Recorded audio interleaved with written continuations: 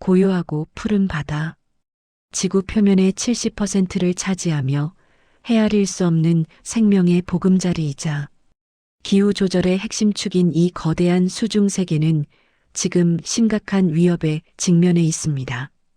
바로 인류 활동으로 가속화된 지구 온난화라는 보이지 않는 거인의 그림자 때문입니다.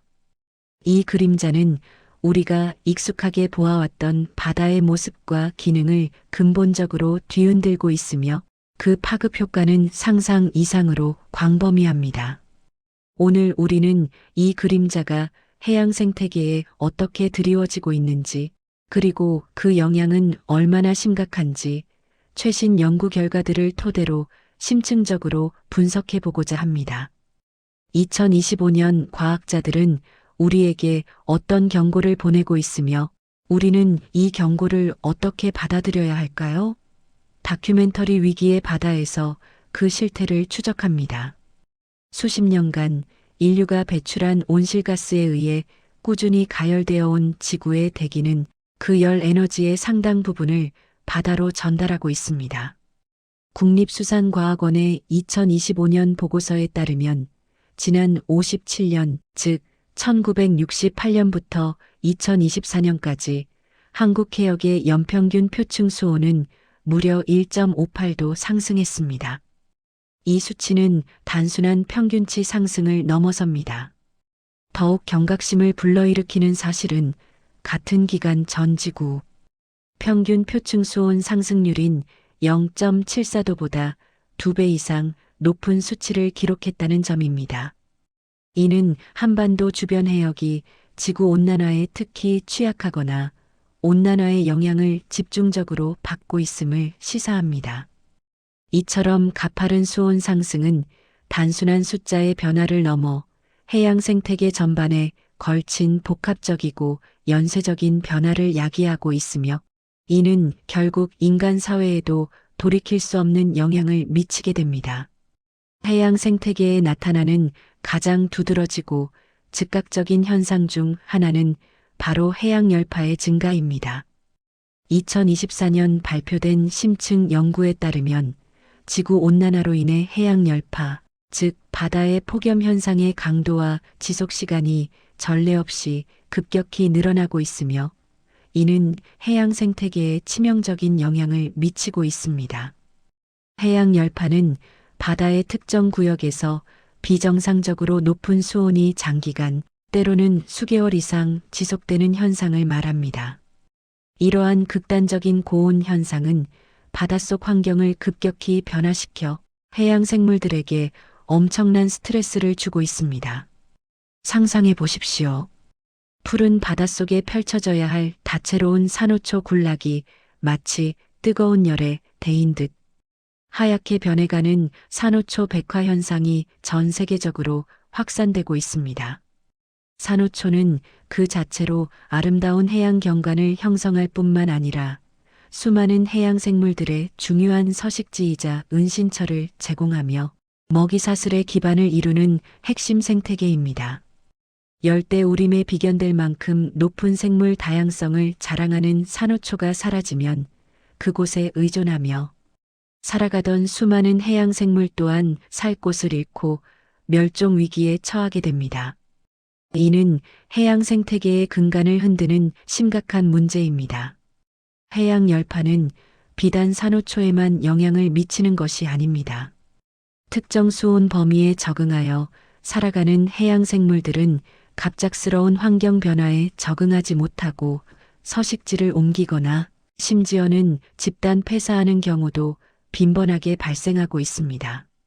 예를 들어 한류성 어종은 따뜻해진 바다를 피해 더 북쪽으로 이동하거나 심해로 내려가지만 이마저도 한계가 있습니다.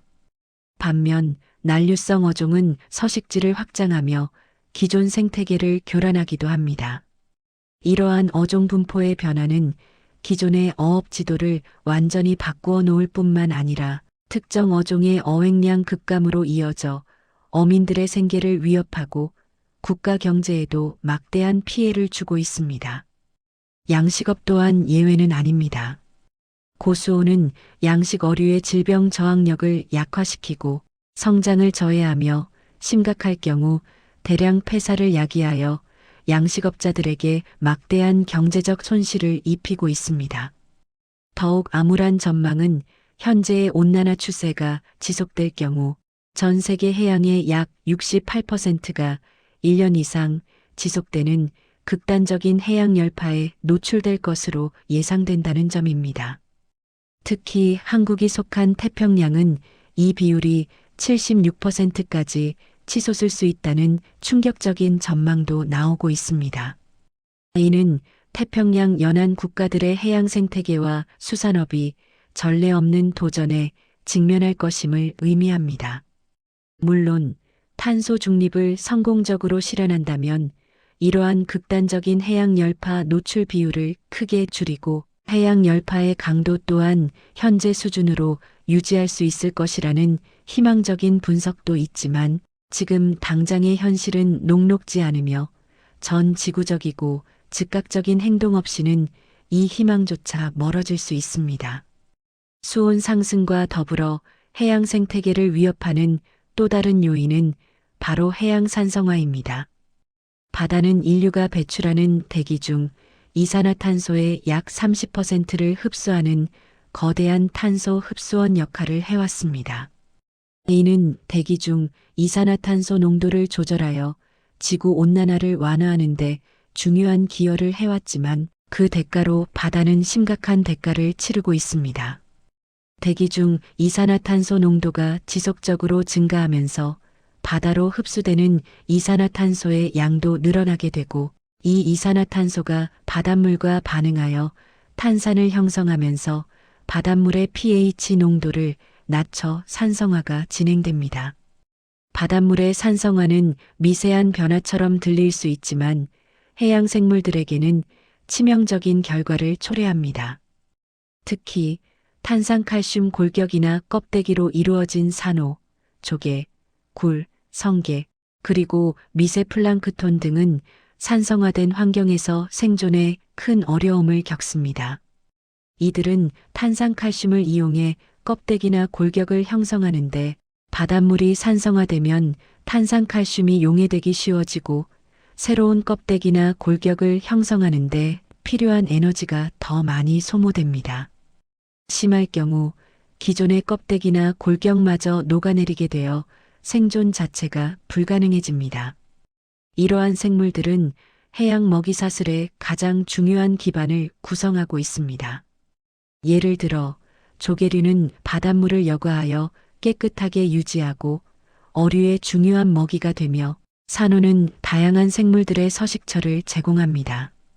이들이 감소하면 해양 생태계의 먹이사슬이 교란되고 생물 다양성이 급격히 감소하여 해양 생태계 전반의 불균형을 초래할 수 있습니다. 이는 결국 어업 생산량 감소와 직결되어 인류의 식량 안보에도 위협이 됩니다. 해수면 상승 또한 간과할 수 없는 심각한 문제입니다.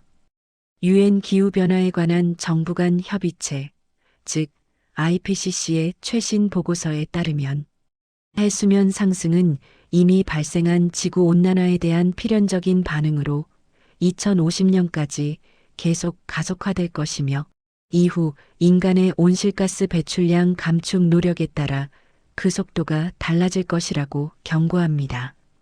해수면 상승은 단순히 연안 지역의 침수 위험을 높이는 것을 넘어 복합적인 환경 문제들을 야기합니다. 예를 들어 해수면 상승은 해안선을 따라 형성된 맹그로브 숲이나 염습지와 같은 중요한 연안 생태계를 파괴하고 지하수 염분화를 가속화하여 농경지에 피해를 주고 식수원까지 위협하며 결과적으로 생물 다양성을 감소시키는 등 돌이킬 수 없는 변화를 초래합니다. 특히 얕은 수심과 육지 기반 영향에 취약한 연안 해양 지역은 기후 변화, 무분별한 개발, 그리고 환경 오염으로 인한 압력이 더욱 가중되고 있습니다. 이러한 지역은 해양 생물들의 산란과 서식에 중요한 역할을 하며 해양 생태계의 생산성이 높은 곳이기에 이곳의 파괴는 전체 해양 생태계에 치명적인 영향을 미칠 수 있습니다. 또한 해수면 상승은 태풍이나 해일과 같은 자연재해의 피해를 더욱 증폭시켜 연안 지역 사회의 인명과 재산에 막대한 손실을 입힐 수 있습니다. 우리 한반도 주변 해역에서도 이러한 변화는 매우 뚜렷하게 관찰되고 있습니다. 국립수산과학원 등 국내 연구기관들의 보고에 따르면 수온과 해수면 상승은 물론 해양 생태계의 근간을 이루는 플랑크톤 종 조성의 변화도 감지되고 있습니다. 플랑크톤은 해양 먹이사슬의 가장 하층부를 구성하는 중요한 생물군으로 이들의 변화는 상위 포식자들에게 직접적인 영향을 미칩니다. 특정 플랑크톤의 증가는 적조 현상과 같은 해양 재앙을 불러오기도 합니다. 또한 어업 활동에 직접적인 위협이 되는 가시파래, 불가사리, 해파리 등 유해 생물종의 출현 빈도가 이전보다 훨씬 증가하고 있습니다. 국립수산과학원은 해양 온난화의 영향으로 해파리와 같은 외래 침입종의 증가가 예상된다고 밝히며 이는 해양 관광과 수산업에 심각한 악영향을 미칠 수 있다고 경고합니다. 해수욕장의 개장 시기 및 운영에도 영향을 미치며 관광객 감소로 이어질 수 있습니다. 더욱 우려스러운 현상은 바다 사막화의 확산입니다. 이는 해조류가 사라져 갯녹음 현상이 심화되면서 해양 생물들이 서식할 공간과 먹이를 잃고 황폐해지는 현상을 말합니다. 바다 사막화는 어업 활동에 막대한 어려움을 주고 어업 생산량을 급격히 감소시켜 어민 경제에 심각한 타격을 입히고 있습니다. 어민들은 더 이상 이전처럼 풍부한 어획량을 기대할 수 없게 되면서 생계의 위협을 느끼고 있습니다. 또한 수온 상승으로 인한 빈산소 수계, 즉 산소가 고갈된 물 덩어리의 발생 시기, 지속 기간 및 표층 상승 강도에 대한 연구도 활발히 진행 중이며 이는 해양 생물의 서식 환경을 더욱 악화시키는 요인으로 작용할 것입니다. 산소가 부족한 환경에서는 대부분의 해양 생물이 생존하기 어렵기 때문입니다. 이러한 복합적인 문제들은 해양 생태계의 정교한 균형을 무너뜨리고 결국 인간에게도 되돌릴 수 없는 장기적인 영향을 미치게 됩니다. 우리는 기후 변화가 해수 온도, 염분, 해수면 및 해류에 미치는 영향에 대한 심층적인 이해가 필요합니다. 2025년 최신 연구는 고배출 시나리오 하에서는 2100년까지 연안 해양 지역의 상당한 온난화와 염분 및 해양 역학 변화가 예측된다고 명확히 밝히고 있습니다. 이러한 변화는 단순히 몇몇 해양 생물종의 생존을 위협하는 것을 넘어 전 지구적인 생물, 다양성, 세계 수산업의 지속 가능성, 그리고 연안 지역 사회의 삶의 터전, 나아가 전 지구적 기후 시스템에까지 중대한 영향을 미칠 것입니다. 특히 대서양 자오선 역전 순환 AMOC과 같은 주요 해류 시스템의 변화나 약화는 전 세계적인 기후 패턴의 예측, 불가능한 혼란을 가져올 수 있으며 이는 전 지구적 규모의 재앙으로 이어질 가능성마저 내포하고 있습니다. 과학자들은 이러한 문제의 원인을 규명하고 발생 메커니즘을 이해하며 그 영향을 정확히 예측하고 실질적인 대책을 마련하기 위한 연구를 끊임없이 진행하고 있습니다. 이러한 과학적 노력은 문제 해결의 필수적인 첫걸음이지만 단순한 연구를 넘어 실질적인 행동이 지금 당장 시급한 시점입니다. 지구온난화는 더 이상 미디어에서만 접하는 먼 미래의 일이 아니라 지금 이 순간 우리 눈앞에 펼쳐지고 있는 엄연한 현실이며 우리의 일상에 직접적인 영향을 미치고 있습니다. 해양은 지구의 생명 유지 시스템의 핵심이며 우리가 살아가는 데 필요한 산소의 절반 이상을 생산하고 기후를 조절하며 수많은 식량을 제공합니다. 이 거대한 시스템이 한계에 다다라 무너진다면 우리 인류의 미래 또한 장담할 수 없습니다. 우리는 지금 이 순간에도 변화하는 바다를 지키기 위한 노력을 단 한순간도 게을리해서는 안 됩니다.